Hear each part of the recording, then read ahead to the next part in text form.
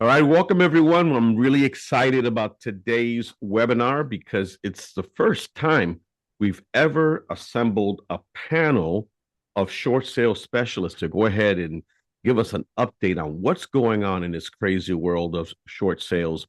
And also think about this. If you have a particular question or a situation that you are in the midst of right now, what a golden opportunity to go ahead and let's post that question in our Q&A section so that we can do everything we can to help you. Now, before I introduce our esteemed panel, let me go ahead and just go through a few motions here, a little warm up, and then we'll be off to the races. There may be some folks on the call right now because we did open this up to other folks, not necessarily CDPE only. We wanted to be as inclusive as possible to see if there are folks out there that might be pre-foreclosure or short sales curious. So a little bit about myself as a host. I am in the trenches like you all. I am a Florida licensed broker associate and co-team leader of a team of 125 agents over here in South Florida. I am the proprietor and lead instructor for the CDPE, of course, but also recently I acquired and revamped and reintroduced the military residential specialist certification. So if you have a passion to work with active military or folks that have served our country, this is your opportunity to serve those that have served us. And over the many, many years that I've been doing this, folks, if I haven't trained at least 25,000 agents, I haven't trained five of them. It's my passion. It's what I enjoy doing. It's one of the many hats I wear, but it's truly my passion. Pre-foreclosures. The other day, I was asked. I was invited to be on a podcast by RedX, and I can't wait for that to come out. I'll share that information with everybody. It may come out this week or maybe the following week. But I was asked how to describe the segment that I work, and I was asked, should we describe it as distressed properties? And I said, please don't, because under the umbrella of distressed properties, we have REOs, real estate owned. And that's not my niche. That's not what I specialize in. See, I'm not about reaching out to people after they've lost the home. The whole purpose of the CDPE is, can we help people stay in their homes by presenting options? And when we can't help them, and sadly, many times we cannot help them stay, can we help them to what? Exit with dignity. So our niche, the best term to describe it is pre-foreclosures. Now, pre-foreclosures is the low-hanging fruit. It's that segment, that niche, that even though all the news, all of the stats are showing that foreclosures are on an incredible rise right now, there's still a segment of the population that this is their approach to this segment. I cannot tell you the battle that I face every single day trying to get an association of realtors to even let me in the door. What happens is we are against the narrative that everything is rosy and everything is wonderful. Now, I am not saying the market is going to crash. I do not believe the market is going to crash. But when I'm asked, are foreclosures back? My response is they never went away. And when I'm asked, is it going to be as bad as 2008? I go, well, for people that are facing it, it's bad enough. So why don't we stop thinking about, is there going to be a crash or no? Again, I am not going on record saying there's going to be a crash, but when foreclosure numbers right now have not even reached pre-COVID, pre-pandemic numbers, and you're already seeing a dramatic increase, why would I even assume that we're not going to at least get back to pre-pandemic numbers? And there are certain states that are impacted much more than others. So if you're part of a brokerage right now and you're wondering when they're going to offer short sale training, good luck with that, because there are way too many so-called leaders in the industry that do not want their agents engaged in this arena. So let's recap. Under pre-foreclosures, we have properties that are facing foreclosure. They're in some stage of the foreclosure process. But guess what? A lot of them, at least for now, have equity. And when they have equity, that's not a potential short sale. That's a regular sale with urgency. So short sales, pre-foreclosures, we're going to talk about all that today.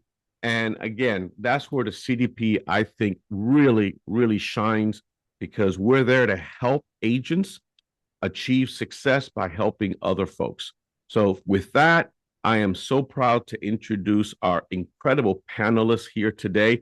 In fact, what I would like for them to do is to go ahead and introduce themselves. But, there were a lot of potential ones to choose from, but I reached out to Chris and Michelle and Ophelia, and I basically said, you don't have to do this because no one's going to force you to give of your time. But if you would, that would be so awesome. And they were so willing to do it. So I'm glad they're here. I thank them. What I want to do is go ahead and start with Ophelia. Just do a quick introduction. Tell them a little bit about yourself, and then we'll go to Michelle, and then we'll go to Chris. Thank you for having me here. My name is Ophelia Tierra. I'm from Miami, Florida, the Sunshine State. I have been in the mortgage industry now for about 45, 50 years. I initially started as a mortgage processor, and I worked myself up to an underwriter where I did this for quite some time. And that when the market started to crash, I joined the short sale team, and I've been doing short sales now for about 11, 12, 13 years. And that's all that I do. Negotiate short sales all day long. Wow. Outstanding, outstanding. Michelle, go next if you would.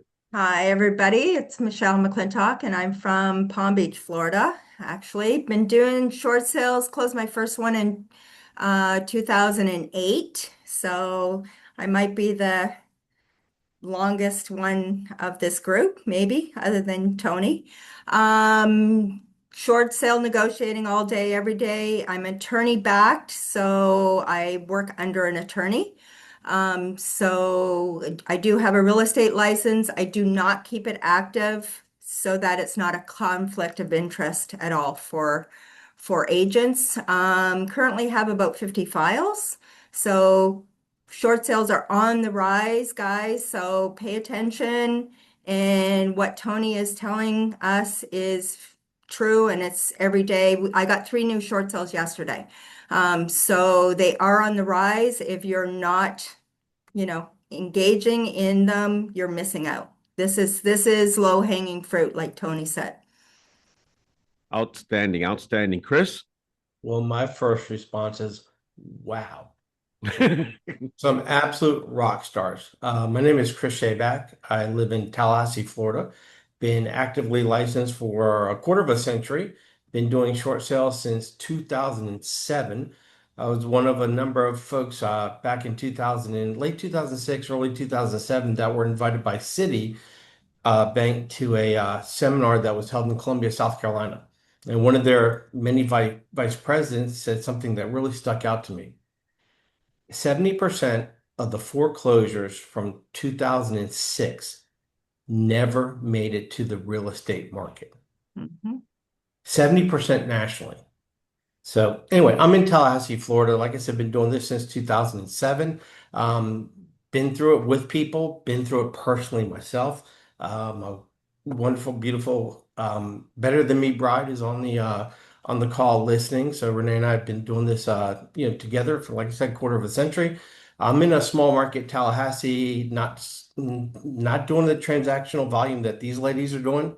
I am licensed, so I am on the front line. I do residential, commercial, so forth and so on, a little bit of everything because Tallahassee is a small market. I currently have 3 active short sales. I haven't had 3 active short sales since 2010. Okay. I've maybe had 1 a year or 1 every other year. Last year I closed 2. I had 5 at right at the end of the year, and I'm getting ready to bring on 2 or 3 potential in foreclosures with the equity. So Okay. that's So where let me let me ask you this. So Ophelia and Michelle are both full-time negotiators. That's what they do for a living. Chris, you are a hybrid of sorts. You are Yes. an active real estate agent. Now, are you doing your own negotiations, or are you working with someone to negotiate the short sales for you? I do my own. Okay. So Chris is part of the OG set. I call it Yes. the old guard or original gangsters.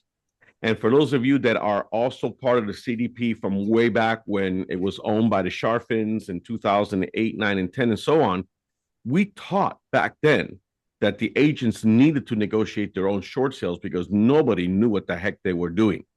Now, I will go on record, as I've done many, many times. When I acquired and brought it back, I brought it back with the intention that I was not going to teach negotiations. I was not going to encourage the agents to negotiate their own.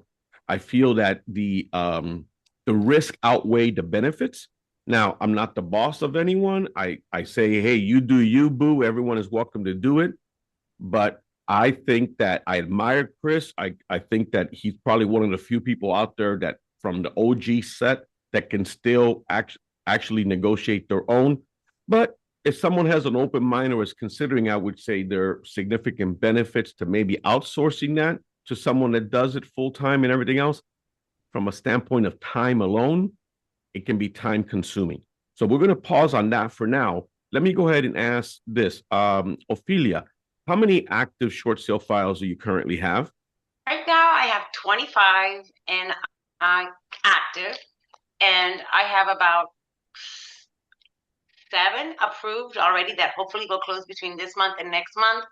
And on my desk, I have 7 new short sales. And by the way, for the record, because I don't do math very well, I did start doing short sales in 2008. I just realized that it's been 17 years. I've been doing this for quite some time. It's just time. As you get older, time just seems like you don't even know. I can't relate to the whole getting older thing. So I'm just gonna I'm not gonna participate. Because you're so cute. You're just yeah. Well, hold on. I need a cup of coffee.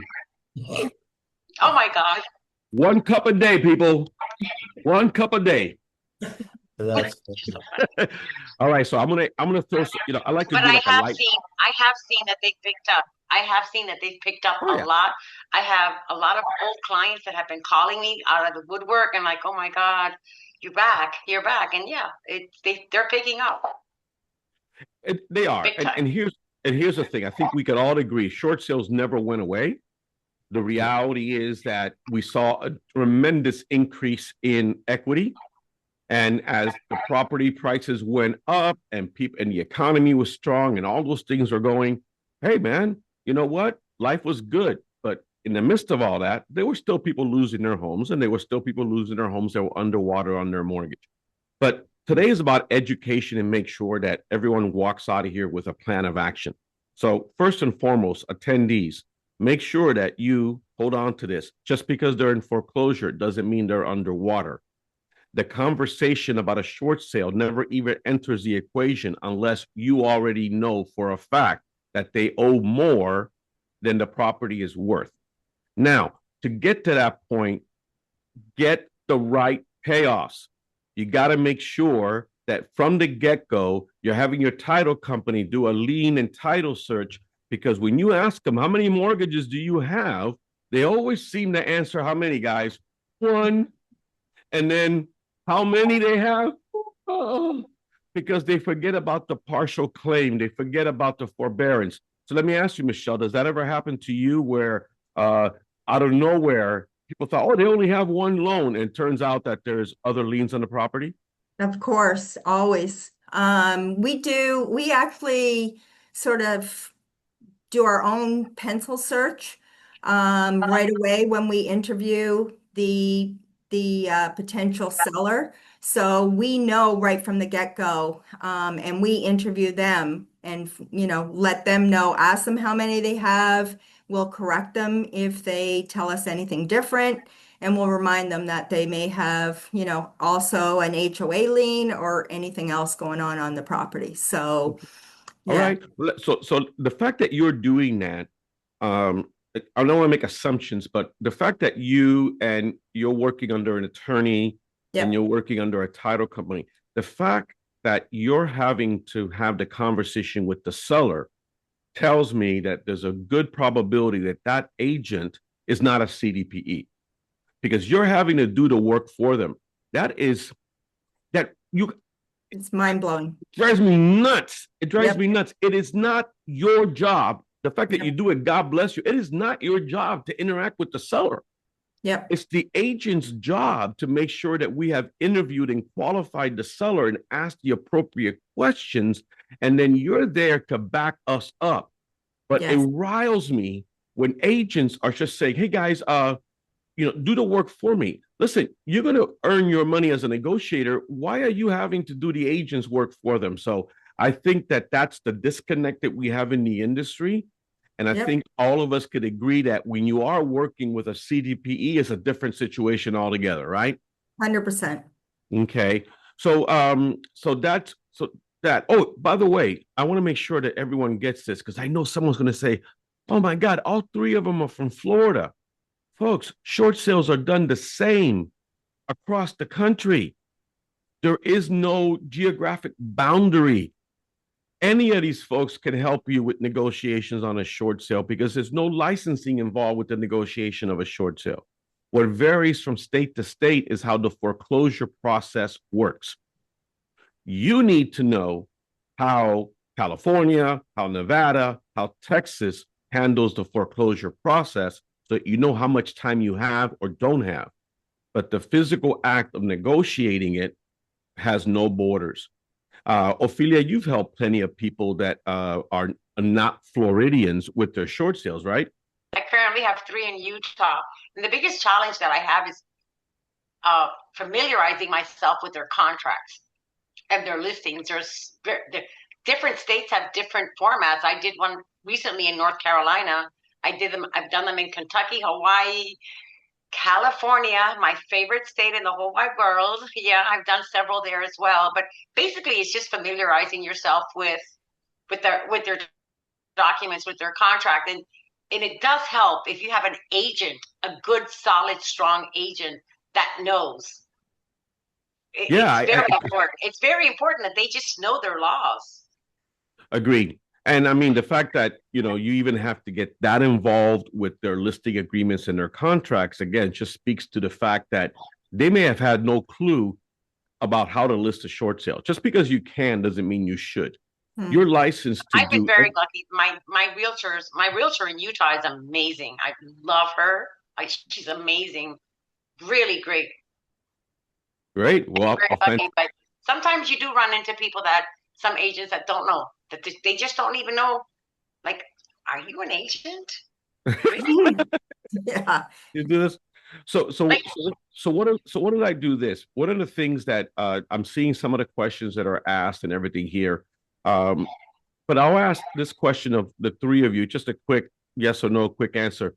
Is there anything that you see on the horizon that tells you that we're going to have fewer foreclosures and fewer short sales in the future? Do you see that happening, Chris? No, not at all. In fact, I see it going the other way. Okay. Yeah, it's not going to be like, I don't see 2008 happening, with the caveat that everything is really job dependent. What happens with jobs in the United States is going to be the tipping point one way or the other. The whole talk about, I'm not going to get political about anything, but you can talk about recessions, talk about this, talk about that. When it comes down to it, real estate is affordability. Yep. When it comes down to making your mortgage payment, that comes down to the affordability. What can you afford to pay as a homeowner?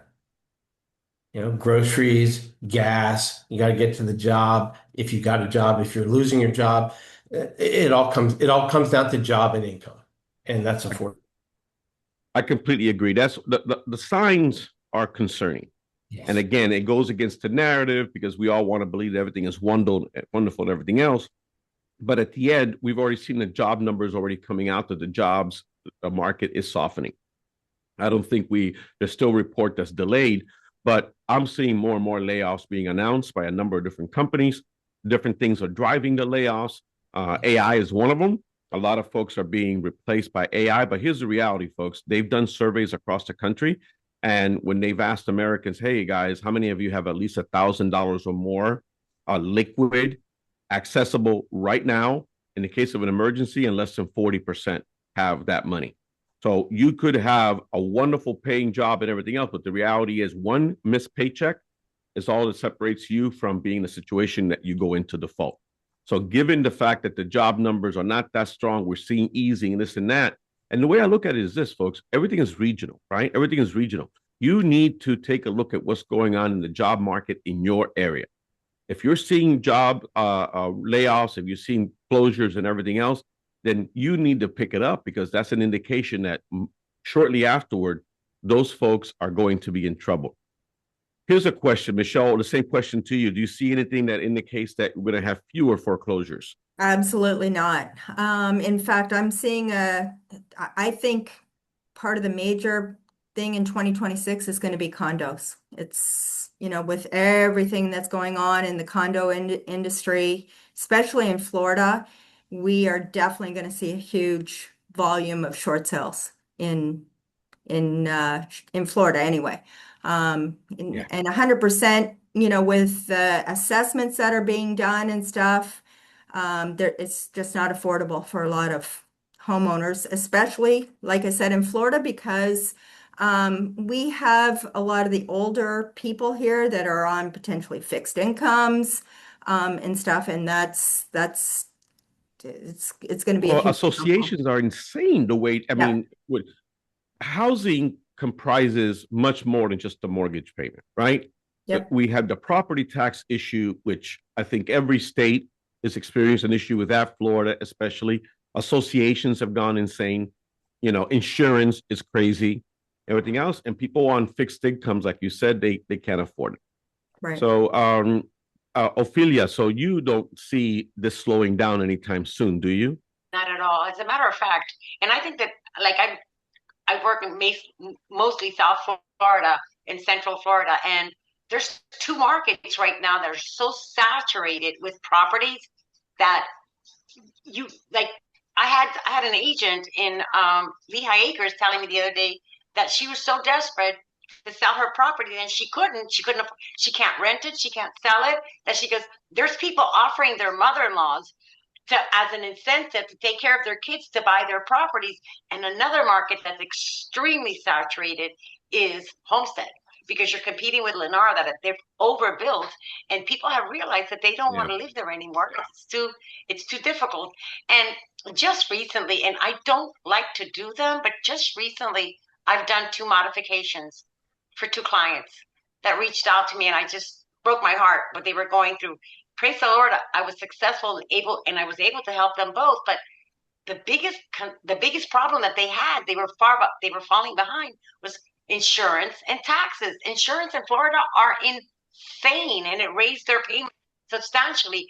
And yeah, you can't reduce their escrow when you do a modification, but if you're able to reduce their principal and interest and recast their loan, I had one that I was able to drop her payment $600 a month. The woman did not know what to do. She was crying hysterically, losing her home. Mm. Oh, God bless Lehigh you. Acres too. Yeah, that's awesome. So did I hear this right? Some people are offering their mother-in-law to whoever can help them. Okay, so in other words, if you buy the home, you get the mother-in-law. Is that the way that Correct. works? Yeah. Okay, okay. I don't know how you write that up in the remarks, but It's a Well, BOGO. what happened in Lehigh Acres is a lot of people came from South Florida, bought these lots, and everybody was a builder, and they overbuilt. I was just there a couple of weekends ago, and I was mesmerized about the number of for sale signs. oh yeah, yeah. The West Coast, especially. Again, I don't want too much of the conversation to be about Florida because other markets and everything are represented here. But yes, in areas where there was a lot of new construction and everything else, the builders are very desperate. They're definitely lowering their price, and it makes it very hard on the resale side of it. So, Chris, you have something you want to throw in there? Yeah, I just want to kind of piggyback on that. I've got a customer right now that is fighting, for neighborhoods of new construction around what he bought 2 years ago. This is not local. This is someone to me, very close to me, who's outside of my area. One of the things that happened in 2007 and was our tipping point here. And the agents on this call need to hear this and they need to understand this. There's been a lot of new construction. New construction drives pretty much every market either up or down. And if you've got a lot of new construction in your market and you've got anyone that has purchased a house starting in the pandemic, I'll go to 2020.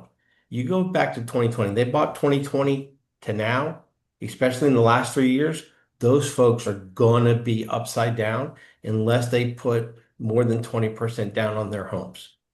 they're going to be. I don't see anyone who's not. When you take into account cost of sales on an exit for somebody, Yeah. those are the people, that we can help. And Ophelia, you mentioned modification.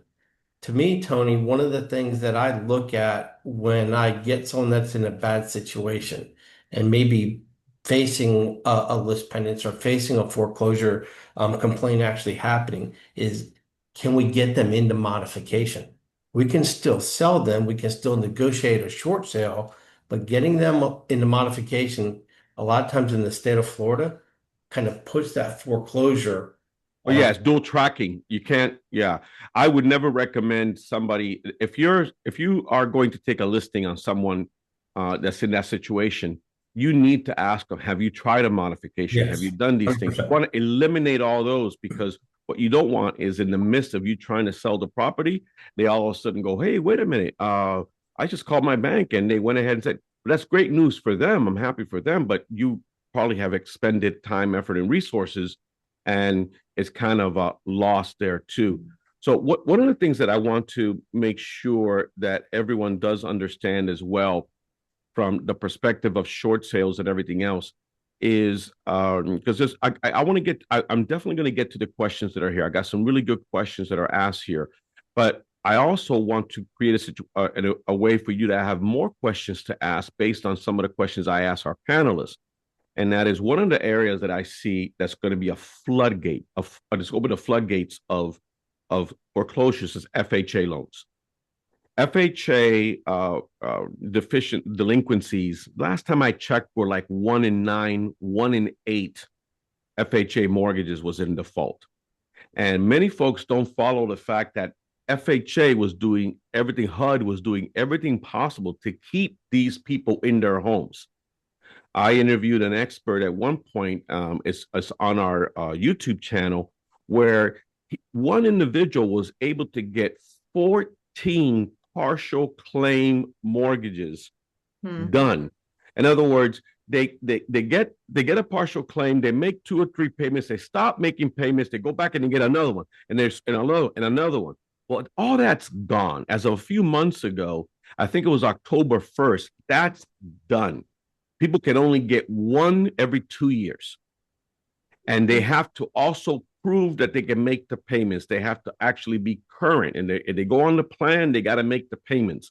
So we are going to see a tsunami of FHA mortgages go into foreclosure. Now, think about this. Chris alluded to this. He mentioned this. Anybody that bought in the last 2 or 3 years, they bought at the very height of the market, right? At least anybody that bought, I should say, in 2021, 2022, top of the market, above market prices. They went in with only 3.5% down, folks. They have hardly any skin in the game. By the time you factor in the drop in price that they're probably experiencing, the missed payments, any fees and everything else, they're underwater. They are absolutely underwater. The other one is VA. The same thing was happening on the VA front. A program was in place to do everything to keep them into their property. That's gone now. That's gone. So, folks, pay attention. There's folks out there. I think what we need to get past is, well, my phone isn't ringing. Guess what? It ain't going to ring if you don't let anybody know what you're doing. These folks aren't necessarily looking for help. They're burying their head in the sand because they don't know what to do. The only way for you to grow in this arena is for you to get assertive. You have got to reach out to them. So a little bit more about the marketing side later. But let me ask you this, panelists. How often when you're coming across these situations, do you have folks that have multiple loans? They have a first and a second, or they have a partial claim mortgage, or they have a forbearance. Michelle? Oh, all the time. I've had it where they've had a first, a second. I actually had a third one time, an HOA and an IRS lien all at one time. So it was a lot of juggling going on. So, yes, So often. for people that are not familiar, when FHA back in the day did a modification for someone, right? They Yep. basically modified, the principal amount in the past due amounts were not forgiven. They were put together into a non-interest bearing loan that was a secondary loan that's only due and payable when the property sells or they try to refinance or something. Correct. Those rear their ugly head all the time because people forget, they have short memories. So you're in the midst of doing the deal, the agent didn't do a lien search, and next thing you know, you have a $35,000 or $40,000 partial claim. So Ophelia, when you get a partial claim mortgage, correct me if I'm wrong, they're not really willing to negotiate that down. That amount has to be paid in full. Is that still the not case? Anymore. Not anymore. They used to, prior to COVID, you were able to negotiate your HUD partials. After COVID, they're due and payable upon sale of the property. And another thing that I want to stress upon, because I just did the modification that I did for both mods that I did were for FHA people. Their original mortgage was FHA. The one girl that I did, she's only owned the property for 3 years. And I actually gave her a fourth HUD partial claim. I was able to get them to approve a fourth HUD partial. It wasn't easy. I had to go to FHA and get my backup and escalate it because they weren't willing to do it for her. But I was able to get her a fourth. Yeah. And here's the thing to it. And in all honesty, and I've dealt with this. I have one right now that the guy has 4 HUD partials. They have no idea. And you see, what happens is when FHA automatically, the very first thing they want to do under the waterfall program is give you a modification. So they send you the modification, they give you the trial payments, you sign the paperwork, and 99% of these homeowners have no idea, yeah, I got my mortgage modified, but you signed a second or a third or a fourth lien.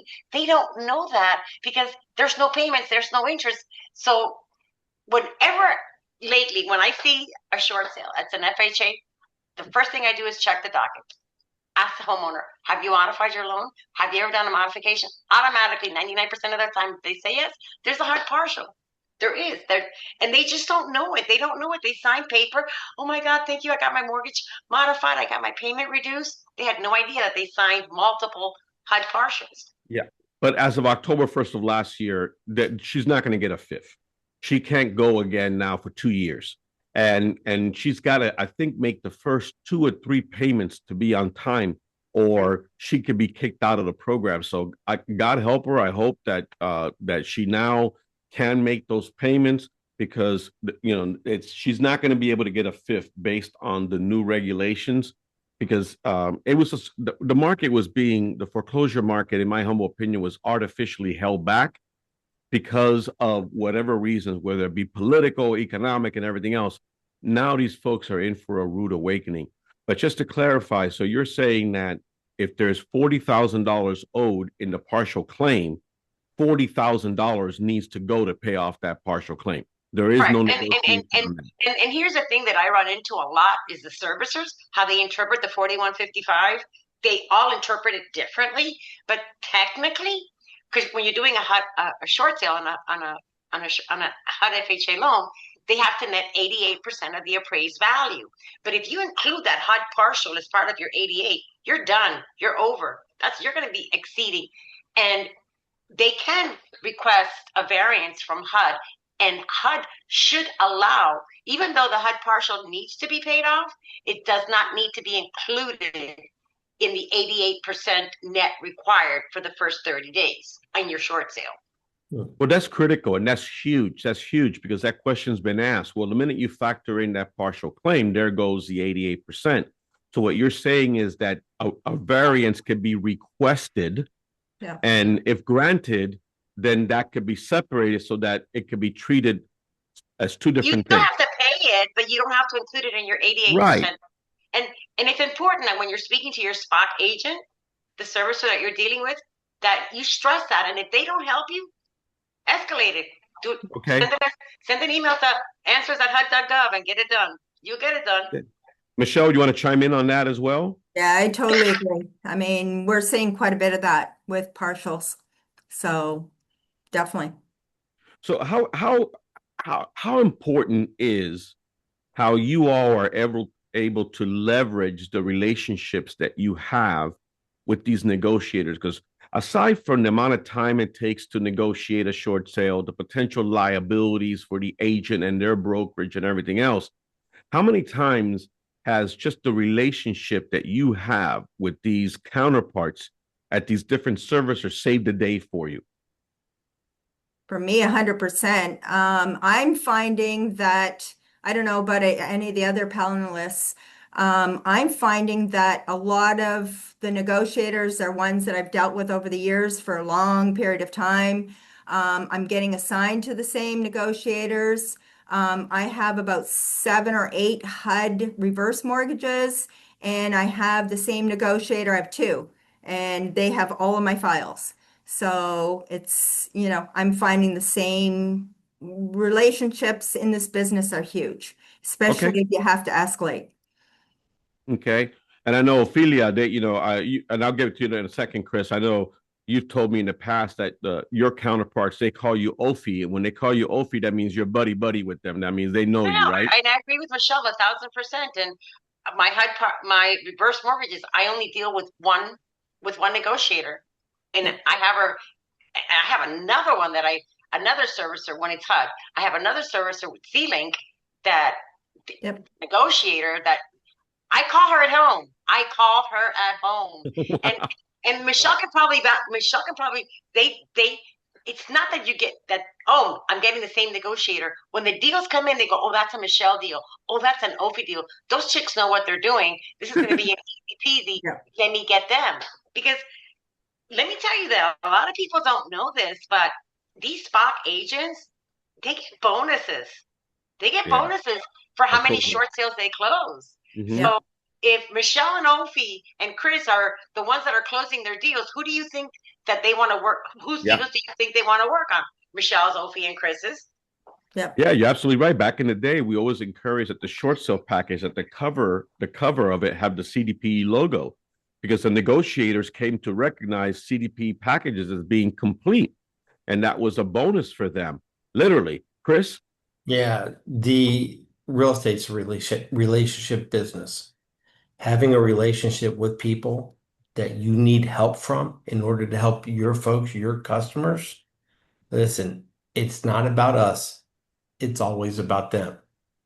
When there's a problem, try to find a solution. Your attitude will get you further than your aptitude will with a lot of these people. And even with mine, and I'm not doing the volume that these ladies are doing at all on any level, but I come across the same negotiators. Sure. Yep. I love it. I love it. A couple questions over here. So Rosalind asked, what happens to the partial? Okay, so in the situation that we were just talking about, the partial claim mortgage is paid off in full. That has to be paid in full. So in other words, what's net after that is what's going to get applied to the first. And that's what we meant by it's usually going to mean that you're not going to hit the required 88% by FHA. That's why Ophelia said you get a variance. You ask for a variance. You fight for a variance, which then says, okay, we're not going to factor that into achieving the 88%. And look, one other thing that's got to be part of the equation, get market price for your listings. I can't tell you how often I still come across a scenario where agents under the impression it's still 2008, 9, and 10. It is not. Lenders know what these properties are worth. It's forget labels. Forget labels. That's why in the classes I do a demonstration. I do regular sale, short sale, REO. They all go on the market. They're identical. What's the price? And 80% of the agents get the answer wrong. Doesn't matter. It's market price less repairs. Market price less repairs. Okay.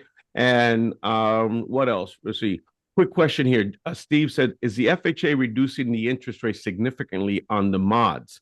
That's a question for you, Ophelia. That's one of the reasons why I think modifications are not popular right now. If you have a 3 or 4% interest rate right now, what are they going to modify you to? 6? The ones that I did, the girl had one of them had 7.75, and they did reduce it to 6.25, but they recast her loan and they gave her fourth or fifth HUD partial. The other one, she was also they were also in the sevens, and that one that was reduced to current market rate, they recast her loan and gave her, yeah. They, Well, that's the thing is it's two different scenarios. If someone is applying for the modification for the very first time and they bought in 2021 or something like that, they're going to have a very low interest rate. And then they're going to be disappointed because when they recast the loan, you're not going to get 3.5 anymore. You're going to get current. You're going to get 6.5. These gals, since they're on their third, their fourth, they saw every time it was recast, it kept going up, and up until what? We had a dip in interest rates. Now they're getting a bit of a benefit from that. Chris? Yeah, the there was a question one of you brought up something relative to, oh, okay, it was you, Tony, about pricing and about market. Mm-hmm. I see this going in two directions. The ladies negotiating and myself on the real estate side of it. Um, with my short sales, I get calls all the time. Investors, agents, okay, you're listed at X, what will they take? Okay, they're going to take what we submit. What I've learned over the years is on a short sale, you only submit what your list price is. You don't take an offer to your seller that's less than list price. So what I'll do with Oh, okay, hold on a second, Chris. I got to stop you. List price or market price? Maybe. list price, and I'll tell you, and here's my strategy. Okay. Let's say someone's upside down, $50,000, and it's a 400, and then the market's 400, right? Yeah. And they owe you, you're not going to get 450 on the property. You're not going to get 475, but the seller wants to try to get out. What I'll do is I'll go in and have a conversation with the seller. Here's where market's at. You're not going to be able to make it. Okay. How many months do you have where you can, continue to make your mortgage payment? We have those kinds of conversations. So what I'll do is if I've got time, I'm not facing a foreclosure complaint. They're not 3 months behind. They're struggling. Maybe they're at the beginning. Maybe they're a month behind or so. I'll start the list price at 450. I'll come down 10,000 to Yeah, 5,000. yeah, I get you. So I get to market. Once I get to market, the buyers are going to show up. But I Okay. won't All right. get So I think below that list price. well, okay. So I want to clarify because I know it can be confusing. So what happens is we're talking pricing strategy. Yes. And pricing strategy has always been is predicated on how much time you have. Yes. If you have a situation where you have nothing but time, you really can start with the strategy of pricing it at what is owed, which is ridiculous. But guess what happens when you price it at what is owed? You're demonstrating to the lender that you did everything you could to get them all that was owed to them. You know it's Sure. not going to work, but then you have your listing history and you show that you reduced it, you reduced it, you reduced it. Eventually, what's going to happen is the offers will start coming in when you're hitting market price factoring in repairs. If someone comes to me and says, listen, what should we price the property at? I says, well, how much time do we have? Well, we have 3 or 4 months before the sale date. Okay, well, let's do this. Or there's no sale date. Let's do this. Let's price it as market price with as though it didn't need any repairs. You know what's going to happen? You may get a showing or two. You may get some offers that come in reflecting the amount of work that needs to be done. But what will happen is you're showing the bank that you made the attempt to go ahead and do it. My point is this: if market price, is 350 and $50,000 worth of repairs is needed, you're going to have a hard time getting the bank to accept 275 on that property. Mm-hmm. Because the bank is saying, hold on a second, even if I were to take your word at 50,000, that that's how much is needed. And they shouldn't be taking your word for it because you should be including an inspection report and you should be including a cost of repairs, estimated cost of repairs. So they're looking at it. They're going to say, hold on a second. So even if I took the 50,000 at face value, why are you still asking for another 25? You want to chime in on that, Michelle?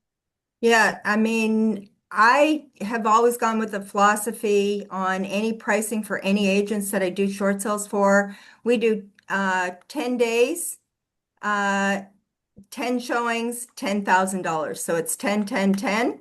And if they start at 450, if 10 days rolls by and there's no offers, no nothing, I'll, have the agent reduced by 10,000.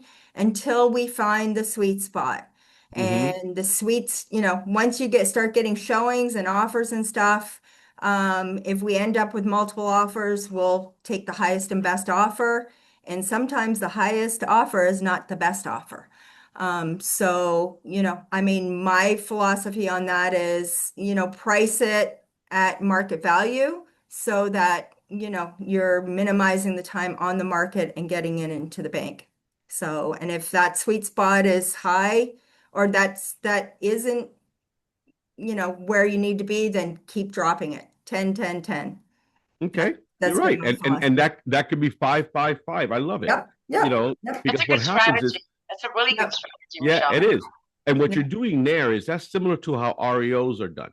yep, What you're showing the bank is that there was a methodical strategy yep, for price reductions, not willy-nilly. Hey, 50 over here, 10 over here, 5 over yep. here. It's a structured. Ophelia, are you seeing the banks that they're much tougher now, that they do want market price for the listings? 1,000% of the time. And my biggest issue is the BPO.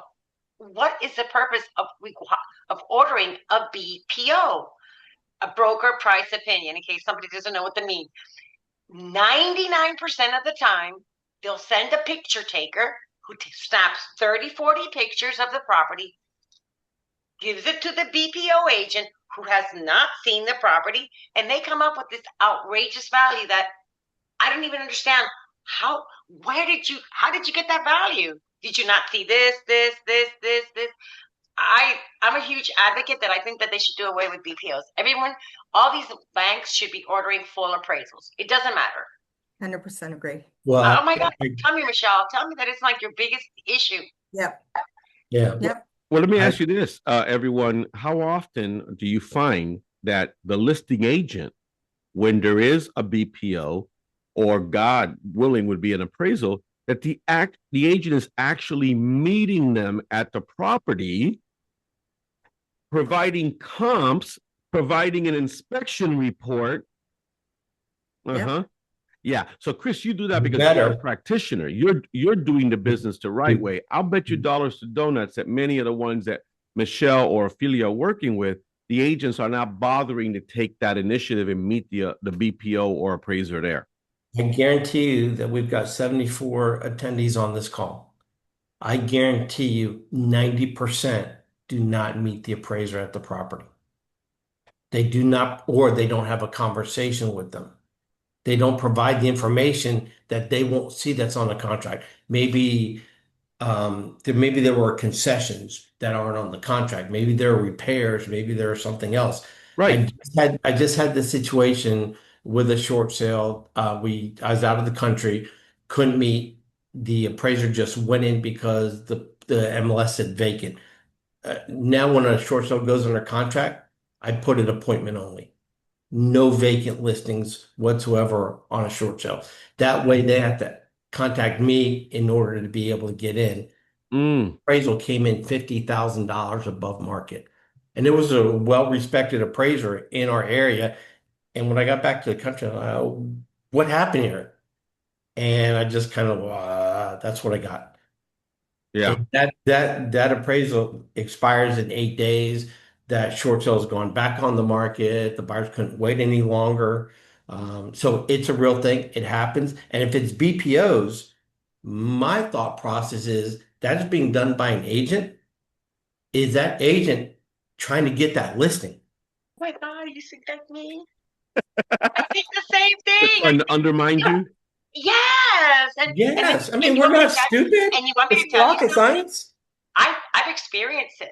I've Yes. experienced it where the BPO agent went out, did the BPO, then they reached out to me and said, if that buyer walks away, I'm on board to buy the property. Can you tell Oh, wait a second, and then he says, yeah. can you tell me how much they're under contract for? And I go, absolutely not. Wow. Absolutely not. I can't tell you. What's the And bank's that's bottom and that's line? why that's why the agent needs to be out there. They need to meet him out there. I am a strong proponent, and sometimes I get pushback on this, and that is when you list a short sale, when you put it in the MLS, you're going to put, if you're a CDPE, you're going to put the short sale, not addendum, but disclosure form that we have. one of the items that's on there is going to clearly state that the inspection must be done within X number of days after going under contract. So let's say the effective date is today. Okay, you got 3 or you got 5 days to do the inspection. And you have to educate the buyer's agent that it's actually in the buyer's best interest to do that. Why? If there's an issue with the property, what, you want to wait 60 days to find out? If there's an issue, you can get out right away. But better yet, if there's an issue, we can renegotiate on the spot. And guess what we now have to send along with the package? An inspection report along with an estimated cost of repairs. You just gave more ammunition to your thing. Folks, this is all CDPE 101. Okay. Let me tell you something, Tony. I'm going to tell you something. Going back to what Michelle and Chris were saying, I do not take a reverse mortgage short sale from any of my clients unless they have an inspection report. I refuse. Because when that FHA appraiser goes out there, I need to make sure that they have an inspection report with lists and costs of repairs. And I don't even let the agents send it. When the appraiser calls, I have all appraisers and BPO agents call me. Yeah. I ask them, what's your email? And I send them the inspection report. That is detrimental that you have an inspection report, especially on reverse mortgages. People don't understand that even on an FHA loan, if if it's an FHA or a VA loan, that they're going to do a full appraisal.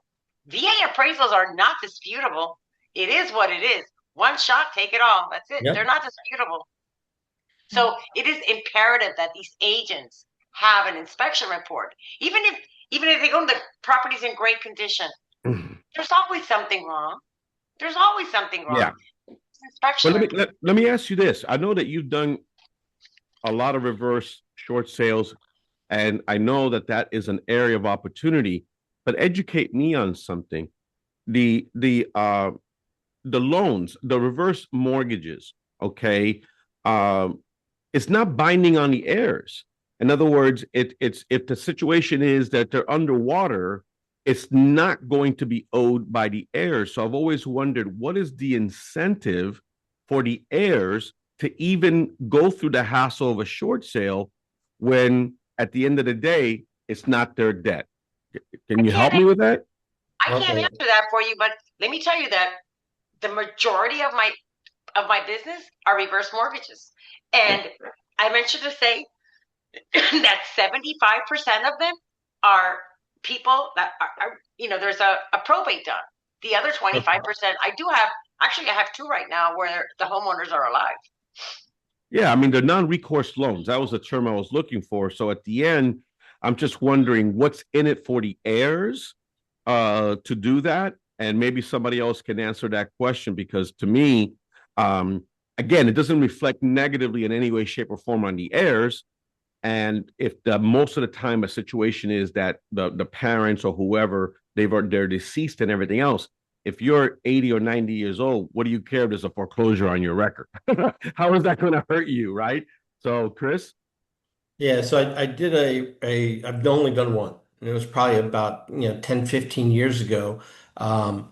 It was in reverse. The husband had passed.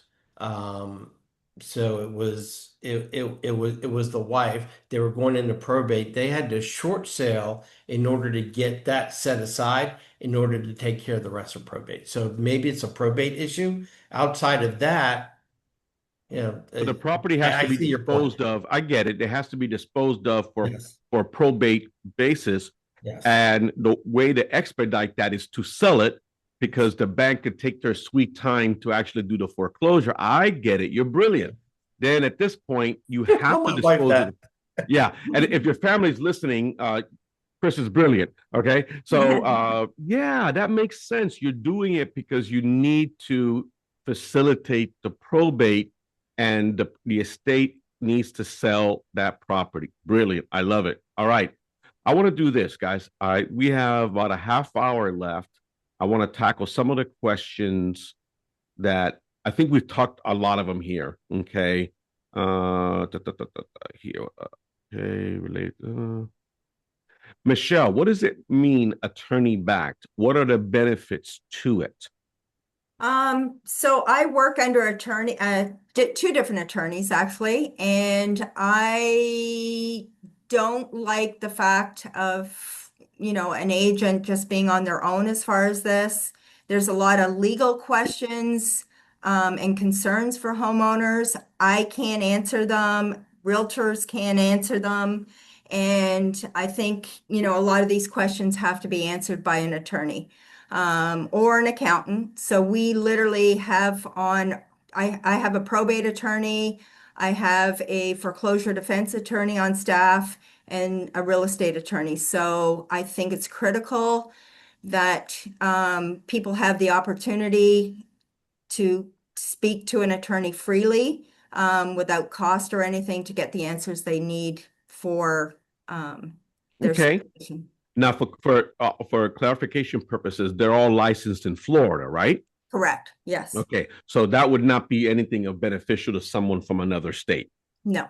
And because you're doing it under the premise, under the umbrella of an attorney, basically what's in it for them is the title work, correct? And the Correct. attorney Yep. fee? Yep. Okay. So instead of there being an hourly rate or something, they can talk to our staff as often as they need to, get whatever answers they need to. We'll do the closing. So, and it works out great because Okay. often as they're going through it, they have questions, and I just pull the attorneys in as necessary. Okay. So let me ask you this. Here, question. Michelle and Ophelia, what percentage are getting approved and closed? I know that's kind of like a crazy question because again, garbage in, garbage out. But are you seeing the banks being willing to work if the price is a decent price and everything else? In other words, they are open to short sales. And what scenarios are they not? I know that my understanding is if these folks have been playing the game for a long time and getting postponement after postponement after postponement, and they've been at it for 8, 9, 10 years, you probably don't have a willing recipient on the other end with the banks. Is that correct? Yeah, correct. You know what I've been doing a lot lately too? I forgot to mention commercial short sales. Yep. Mm, A ton of them. A ton of them. I currently have 3 active. Uh, I had 8, and I couldn't get those other 4 done.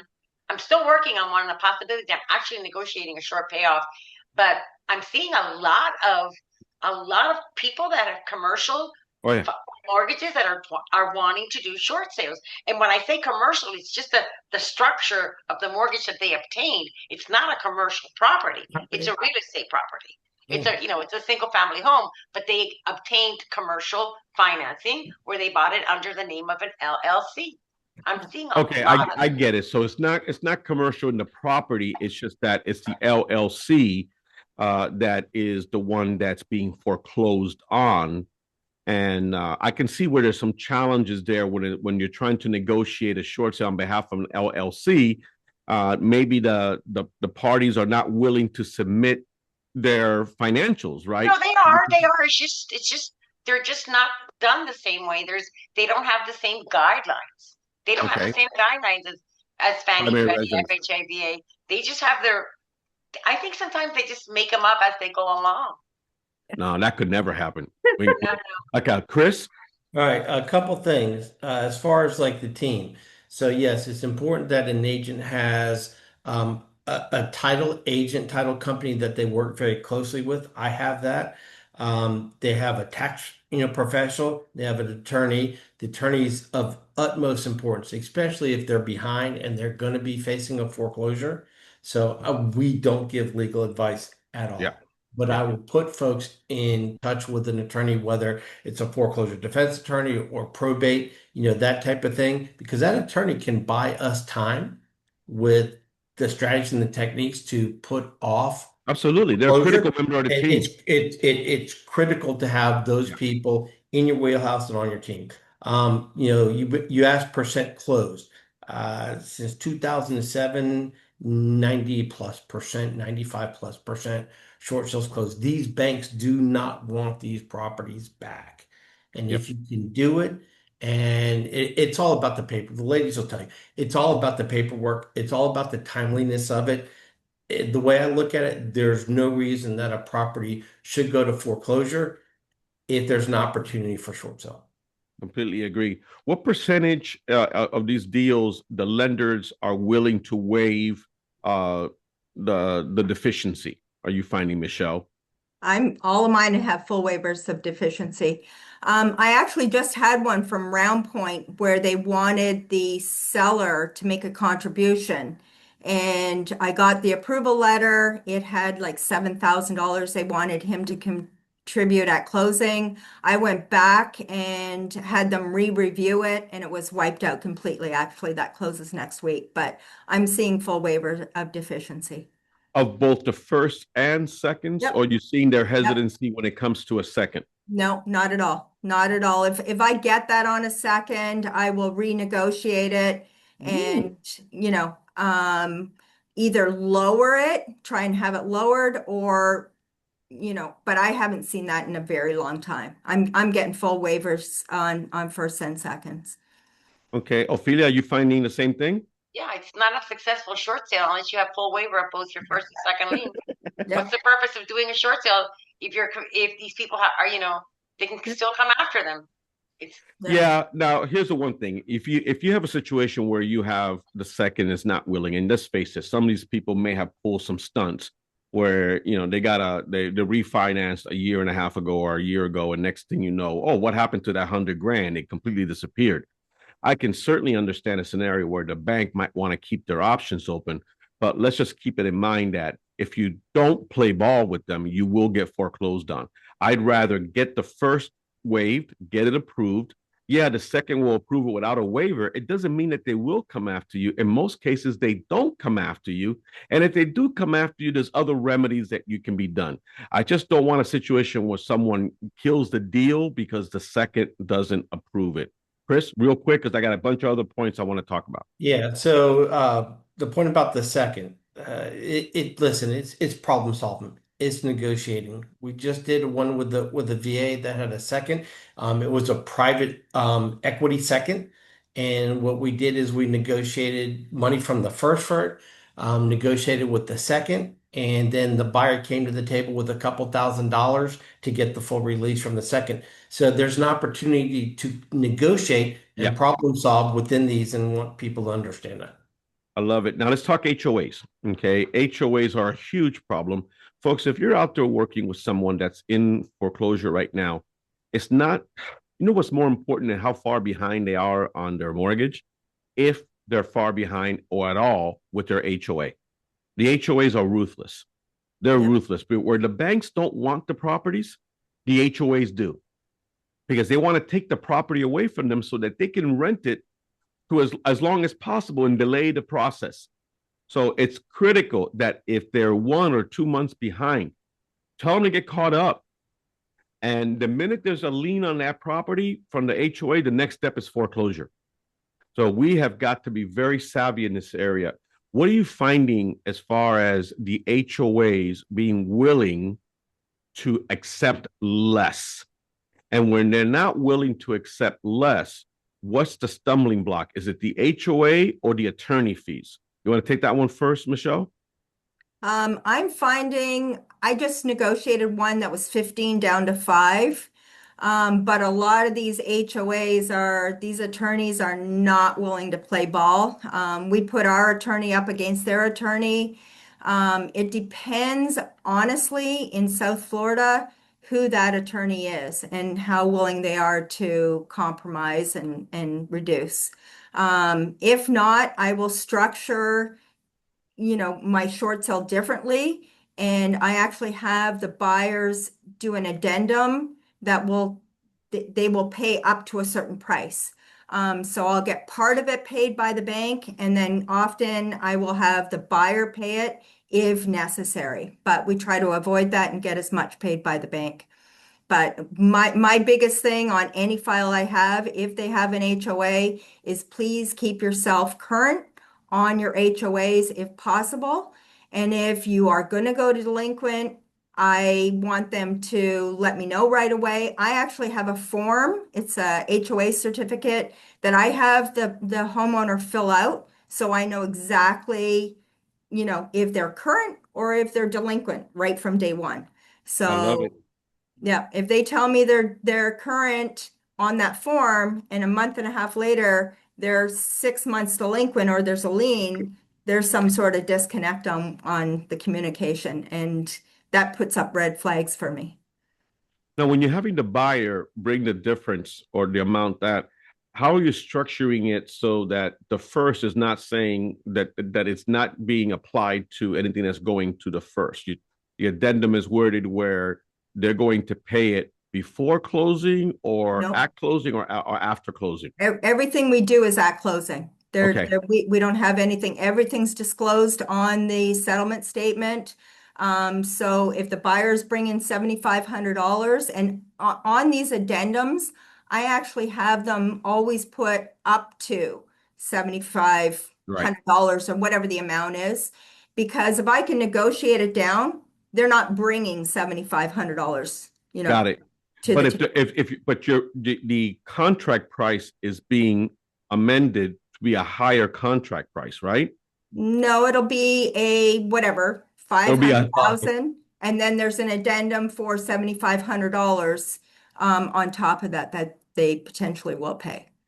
Okay, but since the contract price is going up, that doesn't create a situation where the first is saying, "Oh, wait a minute, there more is being paid for the property." That goes to me. You're not having that issue at all. No, not at all. Okay. Not if it's on the buyer side. If it's going to be on the seller side, you're going to have an issue. Yeah, it's on Okay. the buyer side. Fantastic. Fantastic.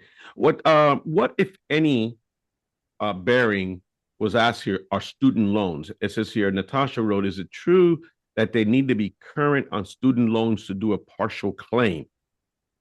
Is the partial claim capped now? I'm not sure about the second part, but I guess that has to do that's a modification question, and that's really not what we're here to discuss. So I think that's a question that's more for anybody that's in the business of negotiating. But yeah, I could see where if you're trying to modify the loan, you want to know what stage you're in on the student loan. Is it in deferment? Is it in deferment for how long? If it's due or delinquent, yeah, that's an issue. That's going to be an issue, but that's no bearing on the short sale side over here. So let's take a look here. Okay, we answered that. How do we find a negotiator? Okay, I got an idea.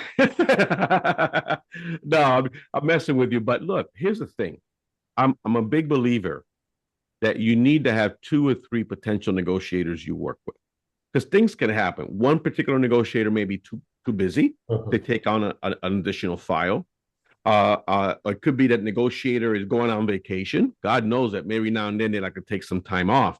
So you do want to have different negotiators. Now, there's different models, and I do want to talk about those models before we run out of time. There's companies out there that are national negotiation companies. Okay, I'm not going to mention their names now. They're easy to find, but they're national negotiation companies. And they do quite a bit of business. And what they typically do is they'll get a percentage of the commission. So whatever number of sandwiches the bank is willing to pay. And I do want to talk about that because this is not hosted by a board of realtors, so I can talk commissions anytime I want. We have not seen the whole issue of buyer compensation impact the short sales, have we? No, not at all. I don't. All right. So you see how huge that is, folks, because there's so much misinformation out there, right? I would feel even more empowered to work with a buyer in a short sale because I know I'm going to get my money. Now, how am I going to get my money? Almost prefer it. It's from the bank. Now, probably what is different you guys are now working with is there's a compensation agreement that the bank is going to need to sign, correct? But I haven't come across that yet. Me neither. So you have not come across a situation that, okay, and the companies, the brokerages of these agents have not said, hey, our brokerage policy is there must be. Tony, when we submit a short sale package, okay, the brokerage compensation agreement is already in there. You've got compensation in the listing agreement, at least we do in the state of Florida. Yeah. So that's already in there. They know that. Now, I will tell you from a strategic standpoint, I list most all my short sales at 8%. I'm gonna. You hadn't said that, Chris. I wish you had not said that. Listen, there's a method to the madness. Okay, I know, and this is from way back in the OG days. Okay, but here's the thing. Now I know we're getting 6% no matter what. But Okay, here's the deal. And guys, I want to make sure that we're very, very clear. Commissions are negotiable. they are They are, 100%. but we're talking specifically short sales. Okay. Yes. The issue I have, Chris, with that strategy you just mentioned is that let's take it back all the way to 2008 when agents were looking to get commission on short sales and banks were cutting us to the bone. Um, uh, Fannie Mae, followed by Freddie Mac, came out with an edict, and the edict was pay them their 6%. No, actually, it said this: pay them so long as they don't ask more than 6%. Yeah. The minute you list it at 8 or 7 or whatever, you're really opening it up for them to cut you to the bone because you started off by asking for more. Ophelia, I know you're dying to say something here. Yeah, and that's it. Oh, 8%. But what I do recommend my agents to do, my listing agents to do, since now we have this compensation agreement, what I recommend them is that they say that they will make 4% if the commission is 6, and the buyer's agent will make 2. Because at the end of the day, we all know the listing agent is the one that's going to work the hardest. Ooh, And if I love this because I love disagreeing with you guys. See, one of the things that I didn't want was for this class or this event to be, guys, whatever they say, I'm okay with. Let me tell you why I'm in such disagreement with you. You know, I love you, Ophelia, but I here's know, why but I disagree. you guys are the ones that work the hard when you list Okay. Well, hear me out. Okay. Well, it's no longer 2021 or 2022 is no longer a seller's market. There's no longer any inventory. It's no longer, hey guys, take it or leave it because we're the only houses that are for sale. And look, if the agent is working with you professional negotiators, you're doing the heavy lifting, not the agent. So here's my thinking. It's a buyer's market right now for the most part in most areas of the country. There's going to be more listings coming on the market and more short sale properties coming on the market. I think the minute you start paying the other side less, you are potentially doing your seller a disservice because the mindset upon real estate agents is they look at compensation and right or wrong, when they see the compensation isn't there, they go someplace else. So listen, all due respect, I do not agree with that. I believe that if 6% is pretty much a given that the banks are willing to pay. Of course, there's some factors like net and everything. I've never had an issue with the agent offering the other side 3 because here's what the other agent is doing. They're keeping the buyer engaged. That buyer is frustrated. That buyer wants to know. That buyer needs to know, is it going to be approved? Is it going to close? This and that. That buyer could walk.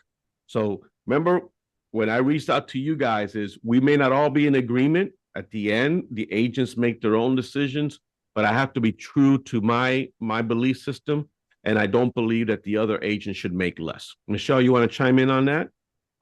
I mean, I tell all my agents, the listing agents, it's a total of 6%, and how you split it up is your decision. So I let them decide, but it's a maximum of 6%.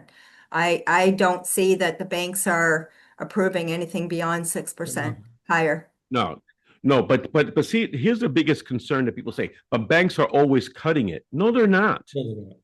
Here's when they cut it. When you're silly enough to be the agent on both the listing and the buyer side. If you put yourself as the agent, as the listing on both sides, then you just set yourself up for a discount. Would you agree? Yes. Don't do that. Don't be involved. Do not be involved on both sides. Well, here's the thing. Referral. Well, no, you can be involved. Hire your wife. You can't be the agent. Yes. You can do Broker a referral. You can do a referral. Hey, guy, you go to somebody on your team. You go to somebody in your office. I need you to be the agent. Yes. Presenting the buyer. On the contract. Okay. How much am I going to make? I go, well, I'm going to make the most. because you're going to give me an 80% referral fee. So I'm going to make 20%. Yeah. What do I have to do? Basically nothing.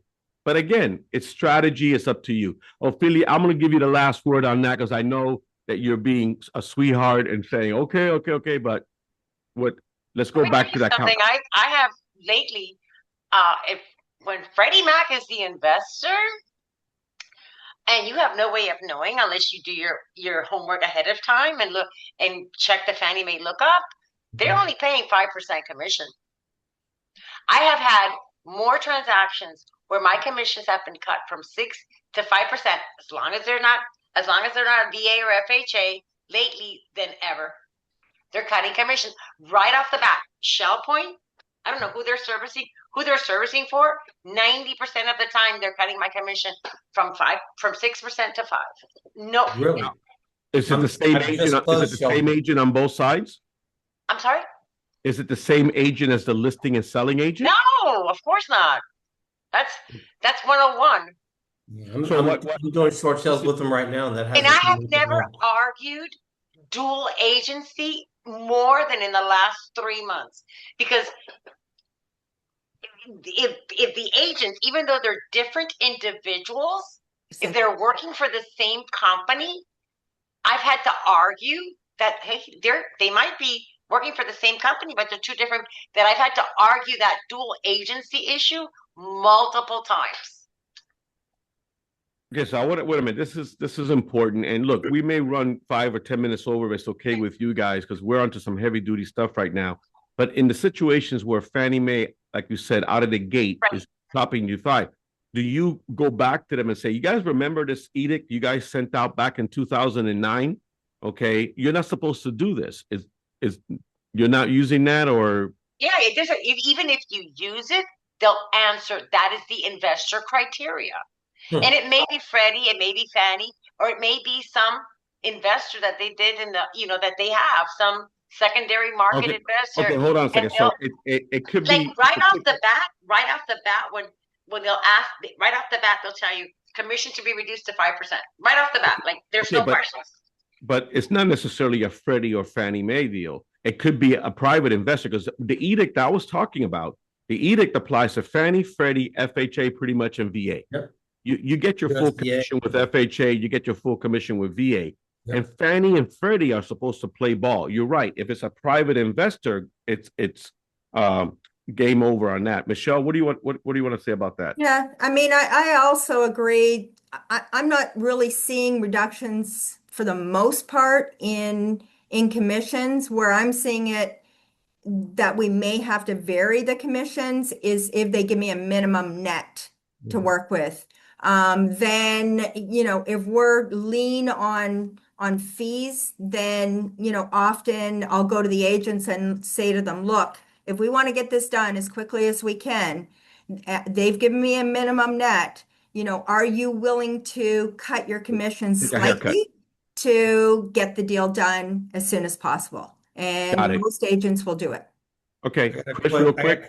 Yeah, real quick for the ladies. I do this on my closing statements because I learned, the brokerage and the agent name, both of them, because I've come across that before previous where they will just see, same brokerage, whatever, and they'll try to do that. But I always put on those closing statements, the brokerage and the agent name, even if it's a spouse, even if it's someone that has the same last name. And what I see is when you do that, you get less pushback. You actually, I love it. I haven't received any. Yeah, I do that all the time. And I will tell you this, I never suggest to one of my agents to lower their commission. That has to be their voluntary decision. Yeah. I think my agents that I work with, their commission to me is untouchable. If they want to say, okay, listen, what's going to make it work? It's most of the time you get a net. And well, this is where we're at. And if they decide that they want to play around with their commission, that is their option, not mine. And if they're ethical, it's their money. If they're ethical, they will. If they ethical, they do. And they do. Oftentimes they do. And most of them will, especially if you have a deal that you want to get paid on, but it's not my first goal. It's up to the agent. But I can't even imagine a situation where an agent says, no, if I don't get my full commission, let the deal die and let the No, person ever, go home. no, ever, Right. ever. But Okay. it has to be their suggestion. It has Chris, to be something that they agreed. want to do. Solar panels. Oh, dealing with it right now. Yeah, so I called Ophelia on this. I called Ophelia on Oh, this. why are there solar panels? Why are people On the paying house anyway. $45,000 for solar panels? 45,000 with white green. Why? 72,000. You're yeah, lying. so we don't have enough 72,000. I time to have go one for over. 72. So solar panels, do they ever take less? Ooh, the solar panel people? Yeah. Yeah, you can. You can try to get them to take Yeah. less, but what I find is that to make sure that that solar panel, that UCC one, and that they're current. If they're current, you might get away with them negotiating. Now, if it's white green, you're SOL. That's Pace, it. Y Green, those guys, it's SOL, You're right? done. You're done. But what I have found, though, I have found this lately, that if the account is current, that the buyer can assume, as long as it's not white green, the buyer can assume that solar panel debt. They can assume it, and they'll charge them a minimal fee of anywhere between $500 to $1,000, and they'll be able to assume it and take over the payment. Here's the problem. The lenders are not okay with it. Usually the lender's going to say, okay, hold on a second. You just added $50,000 more, and it's going to throw off their debt to income. It's going to throw off their payment ratios. I just did one where the No, I'm not saying, no, listen. financing and I never say never, but at the end of the day, there are people like yourself that says, why would I want those ugly ass, pardon my French, panels that I'm paying $50,000? Thank you, but no thank you. Okay, I'm not going to be alive long enough to go ahead and ever receive any value. They're a problem. They're a problem. Michelle, anything on that? I don't touch pace. If it's pace, we don't touch it. We don't, not even interested. Unfortunately, Really? I got a call, so I'll refer mine to you. No. So yeah, but no, we don't touch them. I actually had a conversation yesterday with a new file they wanted to bring me. It's got PACE loans. These are two agents that are on the Florida Board of Realtors, and so they're going to take it to Tallahassee and see if there's some sort of workaround for short sales with these, because it's a nightmare. It's a nightmare, and there's more and more and more and more.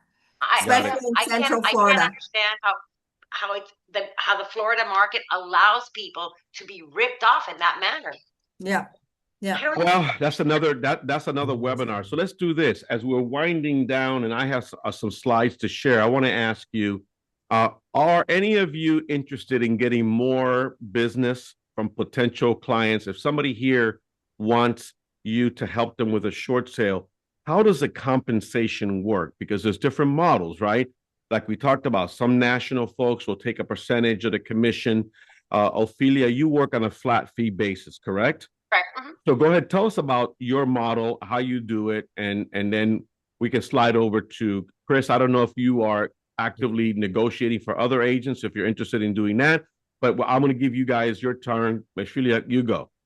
Well, I have this amazing mentor. His name is Tony Martinez. And about 3 or 4 years ago, Tony Martinez shared with me a short sale negotiation fee disclosure. And as of a year ago, I do not move forward with anyone's short sale unless the buyer and seller have signed it. So absolutely no. And I encourage my agents, when they list their property, that they attach it to the MLS so that the buyer is aware that there is going to be a short sale negotiation fee and that they are 100% responsible for it. So let me pause right there because thank you so much for that plug. But here's why we needed to implement that for Ophelia. Ophelia's model is that she gets compensated either from the transaction, and if not from the transaction, from the buyer. So you have to have a situation where the buyer is willing, in the event, not necessarily in the event, to cover all or part of her fee in the event the lender says, I'm not paying nothing. Okay. So what is your going rate right now, Ophelia? $3,000. $3,000. And you don't get that money unless you're successful. Correct. Unfortunately, and a lot of people have told me that I should charge up front, but you can't. I'm like, I view myself as an agent. If the agent's not going to get paid, well, neither am I. Well, yeah, and I applaud you for that. I mean, that just shows where your heart is. You're in it to win it. And that's why it's also important that the agents do their part, because you have enough to carry without necessarily having to carry their load. Michelle, you're in a different situation because your services, if they're a Florida-based agent, they can go ahead and work with you how? So we do the same. Basically, my model's similar to Ophelia's.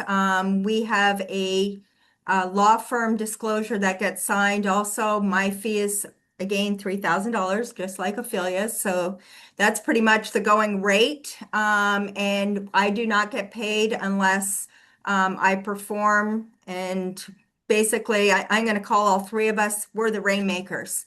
We make it that the transaction happens successfully, then everybody gets paid, the people get the house, the people get out of the house.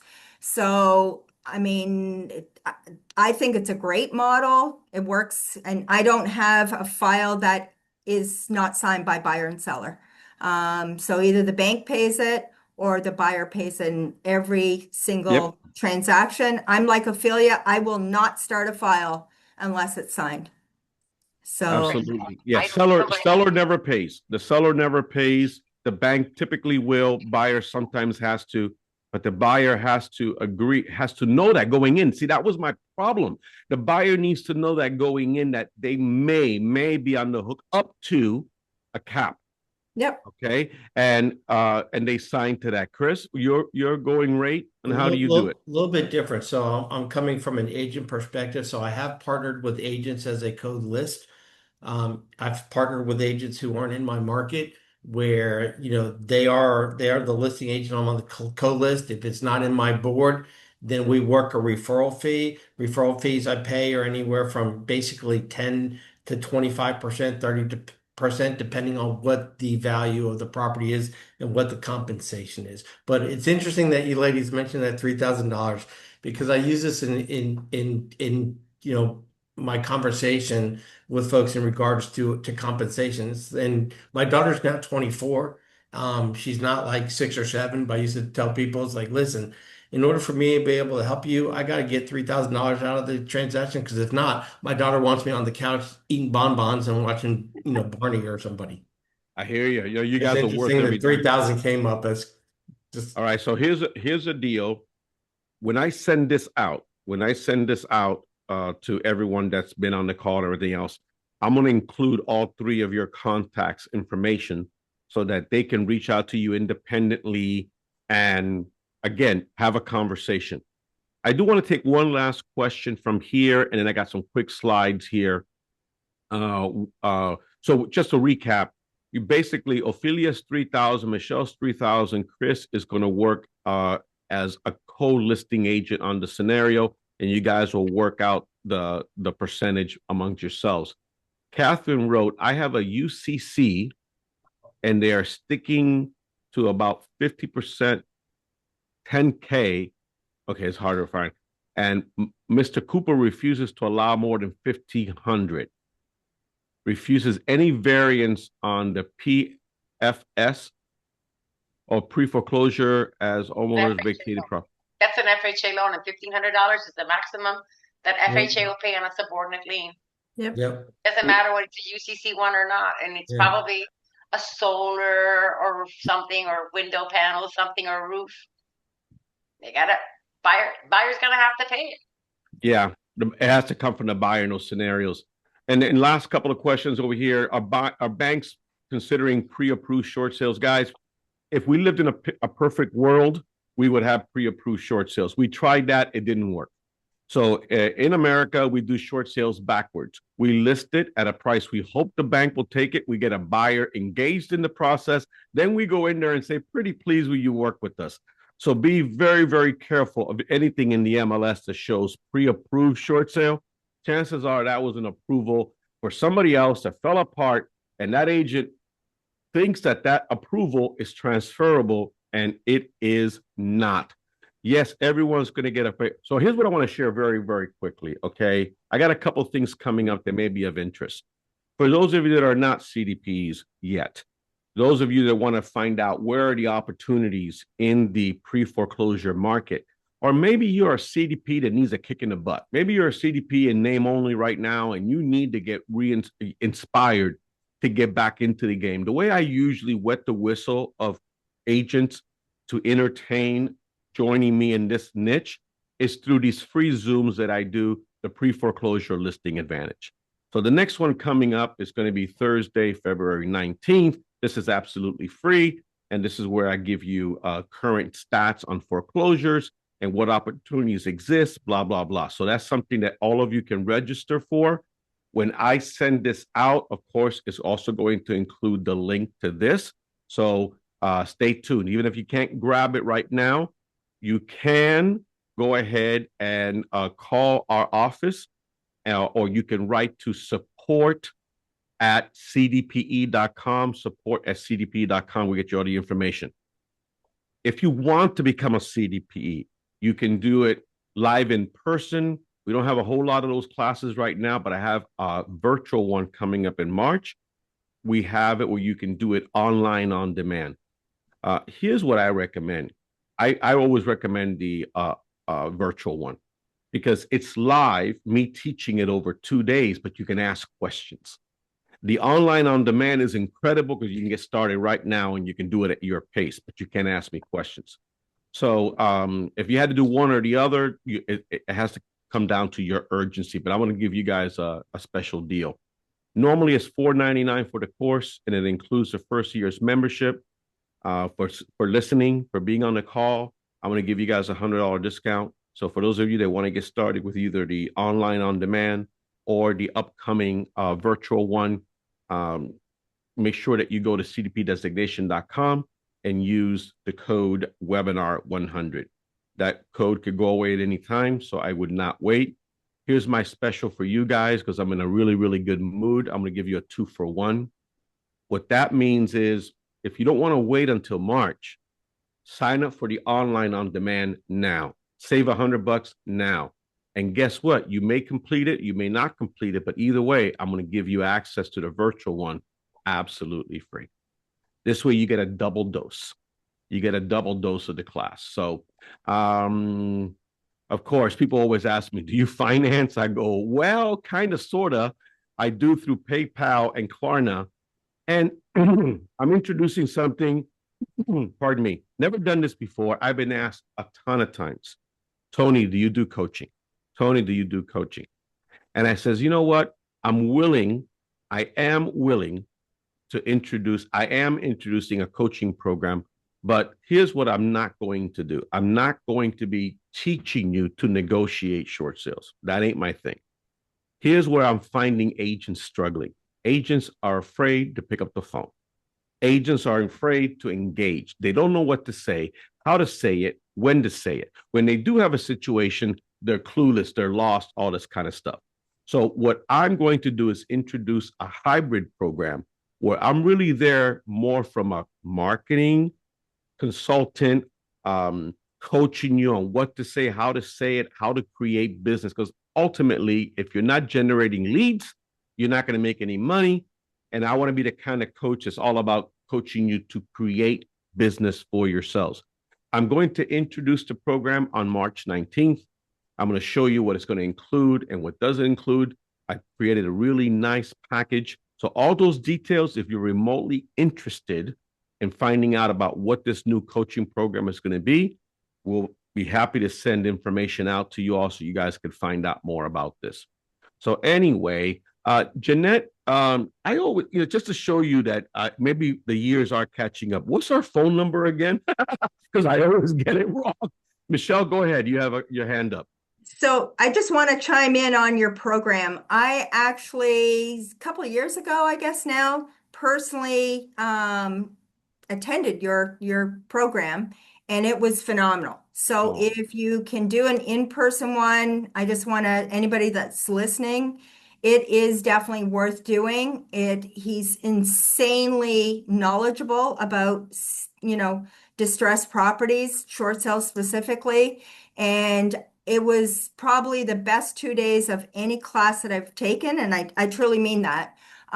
So if you can't do it, in person, if Tony doesn't have one in your area, definitely do the online one because it's great. It's great. It really is. Thank you so very much. Thank you so very much. And just for anybody that wants to call the office right now and say, look, I want to sign up for this, I want to get more information on that, our number is 954-889-5858. One more time, 954-889-5858. Or you can go ahead and email support@cdpe.com. Remember, guys, we're the CDPE, not the COPD. We always get folks to say, I'm a COPD. I go, I am so sorry. That's got to be hard. I don't know. So it's the CDPE. All right, guys. So I'll leave the last word for each of you guys. What message could you give someone out there that's struggling right now, that doesn't know if this is something that's right for them, that, is on the fence about this? What words, again, 30 seconds or less of encouragement can you give each of these folks? So I'll start with you, Ophelia. Don't give up. Don't give up. There's always hope. There's always something that can be done. It's just a matter of if what's available you'll accept. But don't give up. Keep pushing. Keep pushing forward, and it'll happen. I love it. Michelle? I'm going to agree with Ophelia because I actually did a short sale for somebody 7 times before I had success with it. And he is offshore right now. He needed security clearance, so it mattered for him. So, again, don't give up. It will, something positive will come out of it. And there's life after a short sale. Yeah. And look, we can't close every single deal. Okay. Sometimes things are beyond our control. All we can control are the controllables, but more often than not, if you combine the right knowledge with the motivation and you surround yourself with a team of experts, your chances of success increase. Last word, Chris? All right. So I agree with the ladies. My record for completing a short sale, the longest is 4 years. I would absolutely not have a conversation with someone who's facing foreclosure and help them if I was not a CDPE. I would not do that. Okay, that's final 2 things. Care more about the people than you do about the money.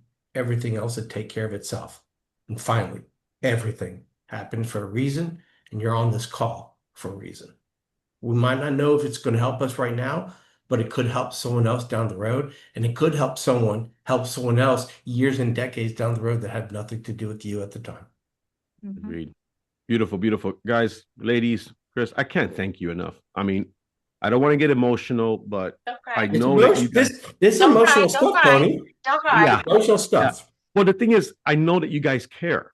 That's the thing, is that you can tell it's bleeding out. You really care about helping these people avoid one of the most devastating financial crises that they can go through. And that really comes down to what we're all about. I mean, you have to have a heart to serve. If you're in it only for the money, please don't take my course. Don't go to the CDP, because that's not what we're all about. It is okay to do well financially when you're doing good for others, by others. All right.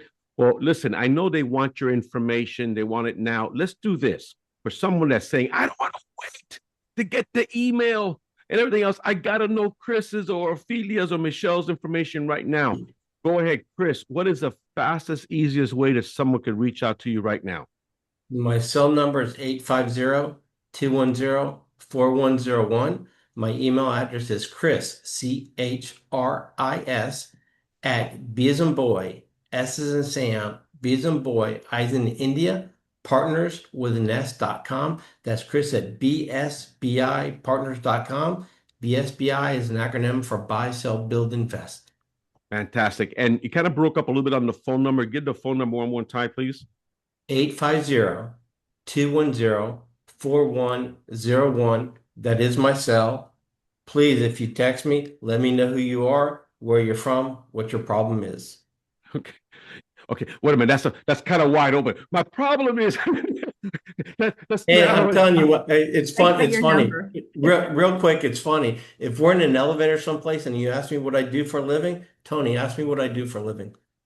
Hey, Chris. So what do you do for a living, buddy? Tony, I solve problems.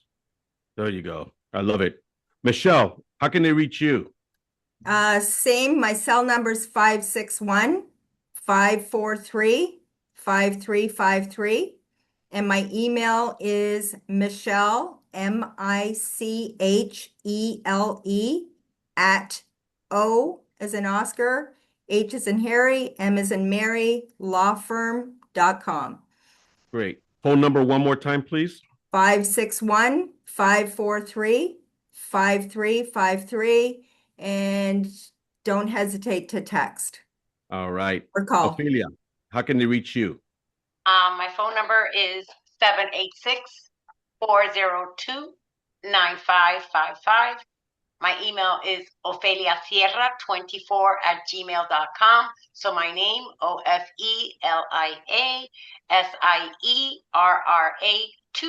OFELIASIERRA24@gmail.com. Great. And your phone number one more time. 786-402-9555. I want to add something to what Chris said, if you don't mind. Mhm. And in the short sales, in the short sale, not all of them are successful. But as agents, you have to recognize how much knowledge you gained from an unsuccessful short sale. I learned something new in the short sale industry every single day, and knowledge is key. Agreed. Agreed. All right, everyone. I hope you've enjoyed this. I know I have great comments, people thanking us here. And this is really only the beginning because we had an audience of 70 plus, but we're going to probably get hundreds, if not thousands, of views on this video once it's out. And I'm going to try to have it out by later this afternoon, first thing in the morning. So, again, everyone, thank you from the bottom of my heart. Thank you so much for caring enough to serve. Go out there and help as many people as possible. God bless you. Take Thank you, care, Tony. everyone. Thank Bye-bye. you. Thank you for having us. Bye now. Bye. Bye.